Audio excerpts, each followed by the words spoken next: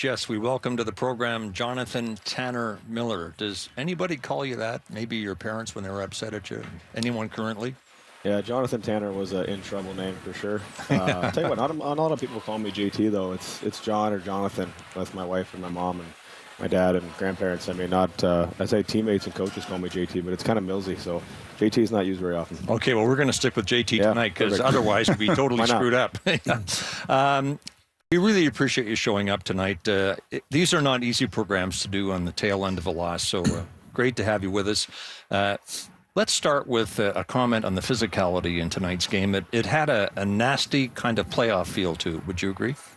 Yeah, those are fun games to be in. I think those are games where we kind of love to be in, and we knew going into this game who we were playing against, and both teams are trying to do the same thing, set the tone, and stuff like that, hit from Laos like that. I mean, that just gets you right into it. So, it was a fun game. It was a really hard-fought game. Other than a couple breakdowns, it was a good hockey game.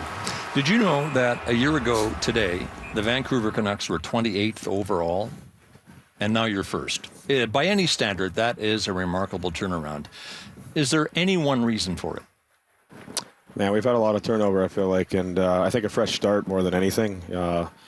Since Rick and his staff got here, and Patrick and Jim, they've done a lot of really good work and showing faith in the players and getting the personnel in here and the coaching staff, and the amount of opportunity we have as a team to become a better hockey team.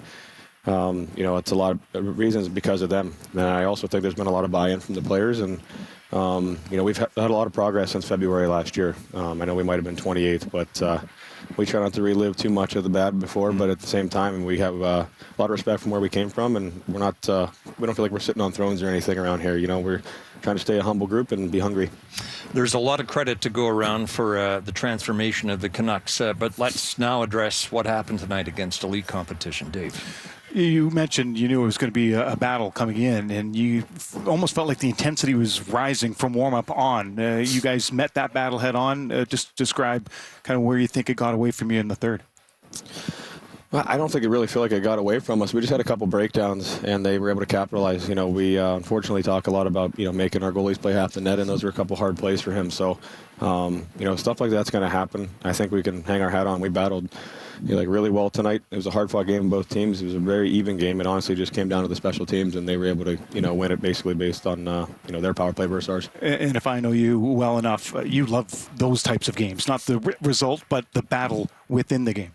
Yeah, I mean, you're not going to win every game. That's hard checking. But those are playoff style games. We haven't, myself and a lot of guys around here haven't played in the playoffs in a long time, and those games are fun, and they're going to be a good test for us, and it's just going to get harder down the stretch here. Safe to say, JT, that you were a star in each of the last two seasons for the Canucks. This year, you've taken it to the superstar level. You're on pace for 100 points, and you've been in the top 10 of scoring all season, Dave. Yeah, was there something that you wanted to bring into the season? The offense has always been there for you, but to elevate your game to the level it's got to from the tail end of last season to this year, I mean, you've been scoring from all over the place this season. Yeah, I just think the success from the team, I mean, you're having a lot of guys with, career-type years right now, and it's just, I think when your team's good, everybody looks good, and, I'm playing with great players every night. Our power play's been a threat a lot of the season, and, it's amazing. You can play average and you get a couple points, and, you can play well and get nothing to show for it, but, I really don't judge my game based on that. I know that when I'm on and I'm playing the way I'm supposed to, the looks are going to come, and, our team's a really talented hockey team, and I'm playing with a lot of good players. So I think everybody's just making each other look good right now. Let's hear from the fans. This is Taj, who asks, what's his message to the haters who think he's going to fall off in the next couple of years because of his age? I don't have one. I don't pay attention to that stuff. I have faith in myself, but also that's down the road. I'm worried about tomorrow on the plane ride, let alone that's when 34 or 35. Do the fine wine thing, right? Like better with age. Yeah. No, I have a lot of drive. I really, in a sense that for older players around the league, and I really respect when guys get into their low mid, late 30s and can still bring it out every night. I think that's really respectable. And, some of my favorite players around the league are, in that 34, 5, 6 range, and, they're still doing it, over the 1,000-game mark and bringing it on playoff-like teams. So I really admire them, and, I'm pushing myself to do that. But I'm also not even 31 yet, so let's not jump too far ahead. Let's talk, JT, about your emotions. So if you wouldn't mind, sit back for a while I lecture you. No, let's do it. Bring it on. To be serious for a second, if you think back to the struggles of the Canucks last year, it seemed that on a fairly consistent basis, you were being asked about a lapse or about an outburst. There has been none of that this season. Is this all to do with winning? Well, first of all, that's not all true. I think there's a big difference is when your team's playing poorly and not winning, and I have the outburst, it looks negative. But now that we're winning, I think that in this lovely city of Vancouver, you can kind of turn your shoulder. So I play with the same exact emotion. I'm not a calmer by any means if we have 40 wins at this point or 10. Like I said, I'm out there playing with the same passion, and sometimes it comes out the wrong way, and I am working at a daily basis, trust me, to do it in a positive manner to where I don't affect the team and myself. But, I've had this since I was 5 years old, and it makes me who I am. And honestly, I wouldn't trade it for anything as long as I'm channeling it in the right direction. Okay, and so ends tonight's psychotherapy session. Dr. Roca's done. Yeah. The All-Star appearance that you made was special because, you and Natalie are busy. You have 3 kids under the age of 5, 4, and 1, and you had the oldest, Scotland, on the ice with you at All-Star in Toronto a couple of weekends ago. How special was that?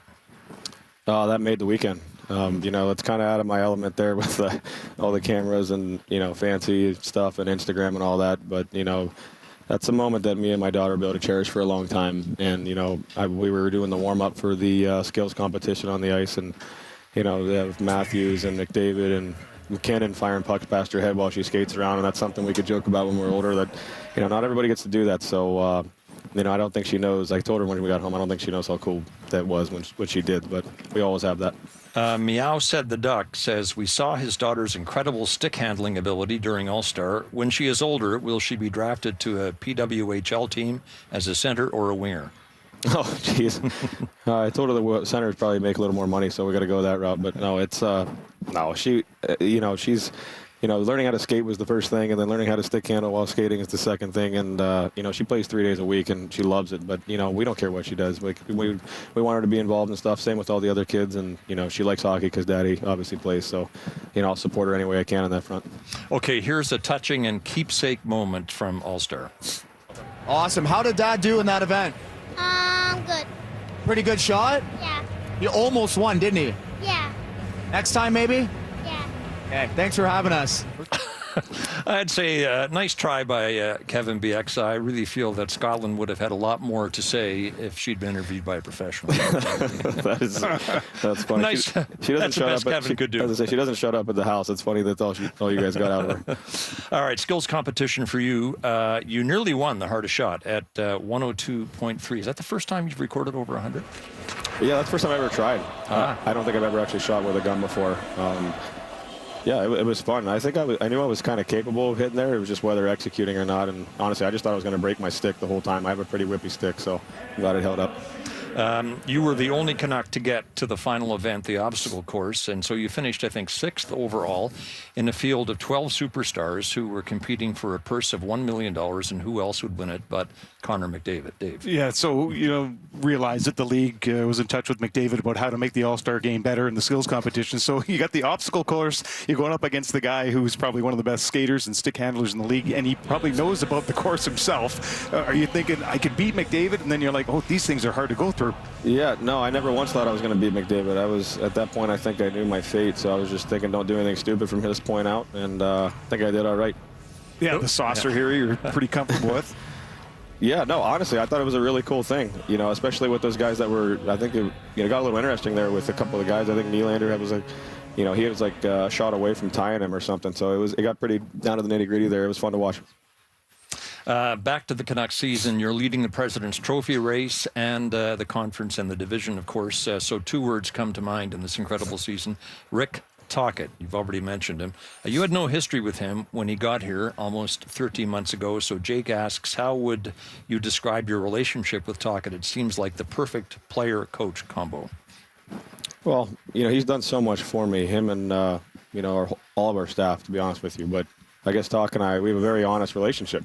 And, sometimes it's not pretty, but I'm okay and comfortable in that environment. And, I'm still learning. That's, we have guys that, they were really young on this team for the first 3, 4, 5 years of their career. And then everybody's kind of grown up now. And, Rick's really helped in the accountability aspect of having a high standard. And that's something we preach as a group. And, There's nothing I really feel like I can't tell the guy, and he can, he's the same with me, and it's very open and honest. And, we're a lot alike in a sense of the emotion. So I guess there is moments where on the bench where, there's a, hey, we good type of thing afterward. But, that's great. I mean, I need that. I need somebody like that. And, he makes his team want to run a hole in the wall. And I think that's, it's a great thing for this group. Trevor McManus asks, if you had to fist fight Rick Tocchet, would you choose a 59-year-old Tocchet of today or a 27-year-old Tocchet from the Penguins? And do you think you could win either fight? I don't know. I see him working out in the gym, and he does some pretty insane stuff still. So I'm probably not going to pick a fight with him, number one. Smart. But I think I'm going to have to take 59-year-old, maybe lose wind a little early or something. But we've all seen his videos back in his 20s, and I don't think anybody wants to mess with him there. Yeah, you'd have to go with the rope-a-dope. My first ever game in the NHL was in the Spectrum against Tocchet, and I tell you what, he'll leave a part of his stick in you when you go by him. Yeah, no, I'm glad it's a different game now, and I'm glad he's 30 years older, I'll tell you that. Louis DeBrusk had a scrap with him in Philadelphia, and his teammate said, don't worry about Tocchet anymore. He's only worried about scoring goals. And I guess Tocchet laid a few on him, and Louis went back to the bench and said, you guys lied to me. A lot of coaching is communication. Here is an exchange from last season. Cheat sheet on the bench where the player comes off, you just go to a pen, you go real quick, hey, on this forecheck, make sure you stop by the post. You really only have about 3-4 seconds to talk to a player before the player gets on the ice. Does that forecheck make sense, those clips? Because sometimes I think some guys are looking like I'm crazy. I don't know. No, it does. It's important to know who's F1 and F2 getting up the ice. Are they going to get F2 to be on the same side as the dump? Yeah. F3. Would you work, right? All the skinny forward like this. That's good, yeah. You got to get over. Yeah, right. So you guys... Dave. They say the game has evolved over the last 10, 15 years. Coaching has too. I mean, you guys are having a two-way conversation. Normally it's the coach telling the player and the player just walks away with information in his head. But how much you've talked about how it's helped you, but have you noticed that evolution and what Tocchet brings to be able to have conversations where he's looking for input rather than just demanding of something? Yeah, 100%. He said day one he doesn't want us leaving the rink with questions or leaving the rink uncomfortable. We want to make that, the culture around here. And, I'm a guy that likes, information and I like preparation. I want to know exactly what we're doing. And sometimes it gets a little too, strict, I guess, in a sense of that. But, Rick's been awesome with, there's no question, like I said, I don't feel like I could ask him. And I feel like every day I leave the rink with a clear mind and the sense of, he doesn't like, and I also we don't like the gray areas. We like black and white, and especially with our structure and that type of stuff and in the power play. And he's just been unreal in a sense. I feel like I can talk to him. I feel like I've known him a long time. Yeah, there was that game against Nashville in late October when he benched you for 5 minutes in the second period. You started the third, you scored. That's the kind of thing that early last year, might have overshadowed the game and carried on for Dave's. But you guys solved it all in the second period. I assume that's the kind of communication we're talking about. Yeah, I came off hot. I took a couple dumb penalties, and it was two shifts. Like I said, it's going to get blown out of the water like always. Yeah. But at the end of the day, I was doing better for the team just waiting until the third than I was going back out mad again. So, like I said, I think that's part of having a good understanding. I talked to him in between periods, and it was like, hey, we good to go type thing. And, we moved on. Like I said, I'm trying to get that. Can I say that we always out of my game? I don't know. But I'm trying to limit those situations. And like I said, he understands me. Like I think we're similar in a sense of being emotional. Your teammates are often asked, what's J.T. Miller really like? And the answer seems to be consistently that, look, he's a good teammate and all he wants to do is win. So Brock Boeser was on a recent episode of Spittin' Chicklets, and he was, as per usual, asked about you. I think the question came from Pasha, and a comment, he's a part of the Spitting Chicklets crew. The comment that he made was that you had succeeded because you were a power play merchant. This was Brock Boeser's response. Yeah, I wouldn't say that's true. I think the reason I score 5-on-5 is because of Millsy. I mean, I personally think Millsy's one of the best guys down low with the puck in the league. Hard to get from him. Like he's so good, yeah. So, did Brock Boeser nail it? Oh, he killed it. Perfect. Look like I'm paying him to say that. No, it's, Brock and I are really good buddies. I think our relationship has come so far since our first year here. Like I said, other guys, I feel like we can talk about anything together, and played a lot of hockey games, as line mates, and we're still pushing each other. And I think we're getting to that point where we're really hungry and trying to feed off each other and stuff like that. All right, so accolades from Brock Boeser, but we cannot ignore the fact that while he's at a career-high 30 goals, he would be at 34. Yep. Not for 4, disallowed. Yeah. You at the heart of all of them. So the question comes from Emmett 11. Do you keep going offside on Brock's goals to keep him humble? Well, they haven't been a whole lot of offsides. Just the one, right? Yeah, I think they were all running into the goalie. So, no, it's getting to be. I'm getting to feel bad now. I mean, 1 or 2 is cute, but I got it 4 times. I mean, the guy could have 34, 35 goals already. The one last game was kind of hilarious. I guess I was offsides there too, but he's. We were. Wait till you see the last one, though. Oh, I know, but at that point, I was more like, what were you doing? There, look at this. We've got a graphic for you. Why don't you stick handle a little bit more? I just told him, like, it looked like I was mad there. I was laughing the whole way back to the bench. Like, You can't drag your leg that far. That's almost 6 feet. Yeah, it sucked. Their bench was giving it to me too, so that also stung a little bit. But yeah, I tried to blame it on him somehow. All right, let's talk about your scoring, specifically on the shootout or power, or I should say penalty shot. Dave. Yeah, so there's a bit of a move that you like to make. I've seen you do it. A lot of people have seen this. Talk about what your mindset is on the penalty shot. Slow down the left side. I'm a left-hand shot. I'm getting kind of what you're wanting to do. Do you have a couple of variations from this move? Is that what you're looking for? Yeah, I watched a couple guys and really good shooters in New York when I was there, Matt Zuccarello, and he really he taught me a lot of who to. You don't want to have too many options really. You just come down and master a couple, not master, but and feel comfortable in a couple. And when I got here, Ian Clark always tells me to invest in my shootout move, so I do the same one every time, and every time we practice it, I still do the same moves on Demmer and Casey, and a lot of times I don't score on them, but it's putting investment into. I probably only have three or four variations off the same route, and I try to take what the goalies give me, and I found that I at least, because when I was younger I couldn't score in the shootout, so I found at least this way I can invest in it and practice it, and it helps me with the repetitions of doing the same thing, I guess. Was the old school before? Was it just come down fake backhand? Was that what you used to do, and then now you've got this? I practiced it a lot against Henrik in Lundqvist in New York, and with him, he played deeper, so 5-hole worked. But then in the games I tried, and the goalies played out a little farther, and it never worked. So I had to really look into different options. And I think if I could shoot low glove every time, I would. But these goalies, they all watch the pre-scout, so it's kind of they're good and they're big and they move well. Let's move to another sport, golf. Is it true that you have tried to or thought of qualifying for the U.S. Open? Just to clarify, I have. I've played twice, but I wasn't trying to qualify for the Open. I technically am exempt to play in the tournament with my handicap, and I have it's $200 and under a 1.4 index, and anybody could do it. And I just thought it was a good day for me and my dad to go out in the bag and spend the day together, and just try to have some fun and try to compete in something different than hockey. And no, I mean I don't really see me making it past it. It's just a really fun day to try to compete in something else. So if you went through the local qualifying tournaments, the final qualifying tournament, and you made it, you still couldn't play? Oh, I could. Yeah. I just don't think I'm going to win to get in there. That's all. That's what I'm saying. It is an ordeal, right? Oh, yeah, 100%. The sectional, the next one is the one that the guys are very good. A lot of pros actually have to play in that. So we have some video here of you with Canadian pro Adam Hadawin. Shot here? Hadawin was born in Moose Jaw, lives in Abbotsford. This was at Northview in Surrey. Do you feel like you can hit with a pro?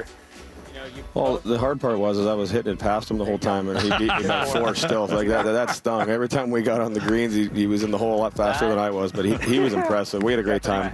First 2 holes were nice and quiet and boring, and I just asked him in the 3rd hole, I'm like, can we chirp each other now? Like, can we get into this a little bit? And then he was a riot. So we had a blast that day, and I was giving it to him a little bit that he only took time for 9 holes for me. Steve Correa, and it's not the Steve Correa who played for the Canucks at one time, asks this. Brock says he finished last summer as a 2-3-ish handicapper in a 1 versus 1 match on a neutral course. Who's shooting lower, you or Brock? Oh, me.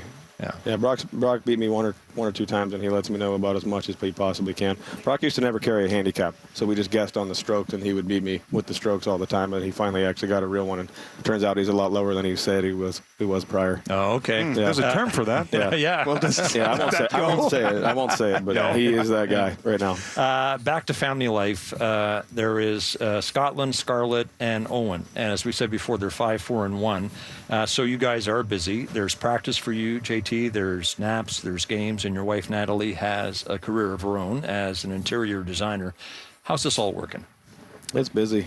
I feel like I'm finally learning what I signed up for, and you know, we like it busy at the house. I mean, the kids are awesome. I mean, this part of the year is hard. You know, we go on a road trip, play 3 and 4, or 4 and 6, and come home, and you know they want their daddy time. But you know, I love being a dad. It's the greatest thing in the world, and no matter how tired, I look forward to being home with them. And these 24 days in a row in March might be a little bit too much. I can't wait for the road after that. But they're in certain little segments there that they're so fun. The little boy's growing up now, and he's not really a baby anymore. And all the girls are doing sports, and they're nonstop. One last thing we got to jam in here, and that is to do with your wife, Natalie, who is not without some perspective and a sense of humor. She posted this on social media in January. My day at work versus JT's, my husband's. What do you think? Looks nice. Taking pictures. Not getting punched. She's gonna kill. She's gonna kill me. Oh boy. Yeah. Take the long way home. Yeah, I will. She's waiting for me right now, unfortunately. All right. JT, thanks for being with us tonight. We really appreciate it. I appreciate it, Scott. Thanks. Okay, there's JT Miller enjoying a career season, helping the Canucks to a playoff appearance. He was our guest on After Hours.